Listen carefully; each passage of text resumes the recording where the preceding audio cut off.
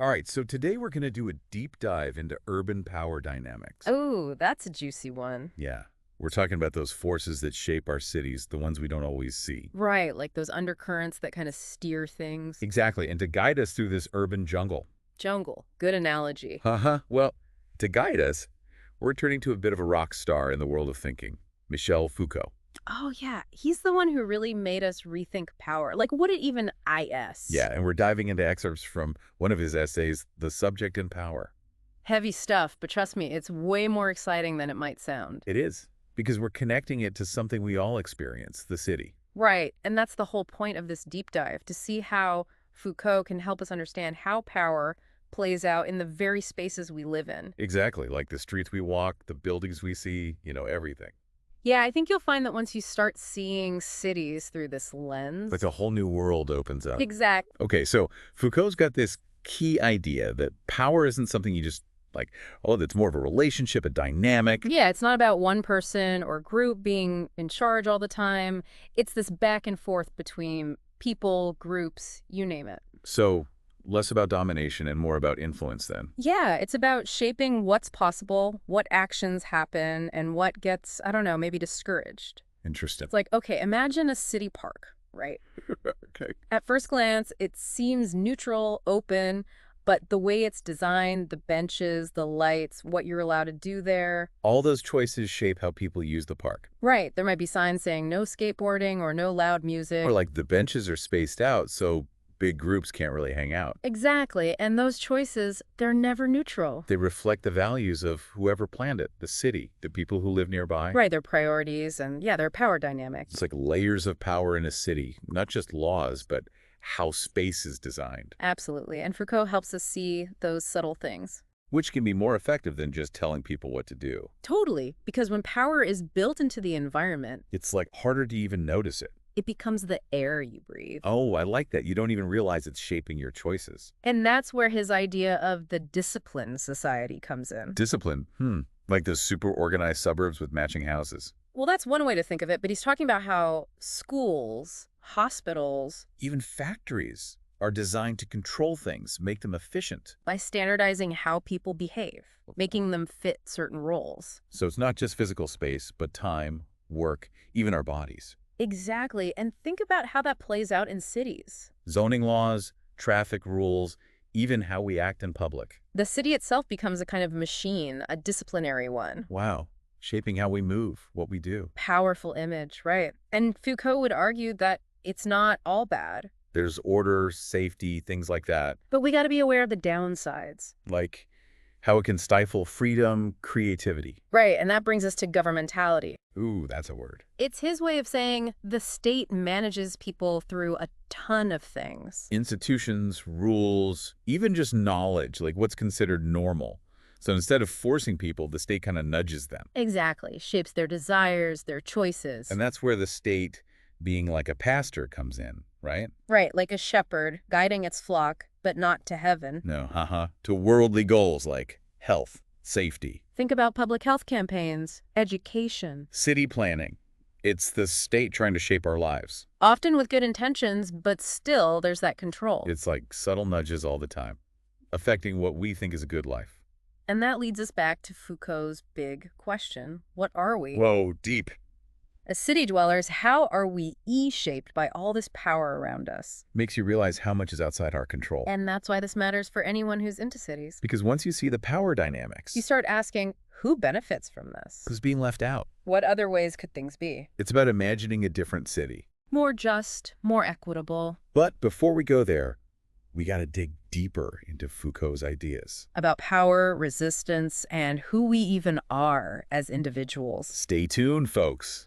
It's about to get even more interesting. Welcome back, folks, to our urban power deep dive with, of course, the one and only Foucault. Always makes you think, that guy. He did, and we were just talking about how the state can be like a shepherd for the city, kind of guiding people. Right, and it's not always bad. Like public health stuff makes sense. Sure, but it makes you wonder, how much freedom do we actually have? Yeah, is it all just subtle control, Well, Foucault was definitely wary of that, but here's the thing. Okay, He said, wherever there's power, there's going to be resistance. So it's not just about going along with things. Nope, there's always that pushback potential, challenging the way things are. And in a city, that could look like a lot of things, Oh right? yeah, it could be groups fighting against being pushed out of their neighborhoods. Or activists trying to get better public transport. Even artists using like public art to say something different, you know? So it's not always huge protests or revolutions. It's the everyday stuff too, the little ways people subvert those power structures. Finding ways to make the city their own, make it work for them. Think about those urban gardens popping up. Oh yeah, growing your own food. On one hand, it's sustainability, but it's also like saying, hey, I'm taking control of what I eat. Right, it's a statement. Exactly. Or even like choosing to bike instead of drive. That's a good one. It's personal, but it impacts the whole city. Yeah, these small acts, if enough people do them. They start to shift the balance a bit. Exactly. They make those cracks where new things can happen. This makes me think about how power in a city isn't just about, like, physical force or laws. It's about ideas, too. Who gets to say what's normal or right? Language, that kind of thing. Exactly. Foucault was big on that, how power uses language. Give me an example. Okay, so think about the phrase urban renewal. It sounds good, right? But it's been used to justify kicking people out of their homes, tearing down historic areas. Because the words we use actually shape how things happen. Right. Controlling the conversation, a form of power. And those in power, they get to set the terms of that conversation. Politicians, developers, the media, they all have a hand in it. So to understand power in a city, we got to look at those words, those stories. See what biases are hidden in there. It's not just about who's officially in charge then. It's about how we think about the city, the whole culture. And that brings us to, I think, one of Foucault's most, mind-blowing ideas. Hit me with it. The subject, who we even are. Yeah, he's saying our identities, they're shaped by these power relations, too. So we're not just individuals making free choices. It's more complicated. Way more. Think about gender roles, how they play out in city design. Okay, how so? Public spaces might be designed for how men move through the city. While women are kind of stuck in more private areas? Yeah, or think about how neighborhoods get associated with certain racial groups. Often because of segregation, past discrimination. Right, and that stuff gets baked into the city. Affects who belongs where, Yeah. what opportunities people have. Even how safe they feel. It's like, wow, the city's not just concrete and buildings, it's all these relationships. Exactly, and Foucault helps us see that. But there's one thing I keep wondering about. What's that?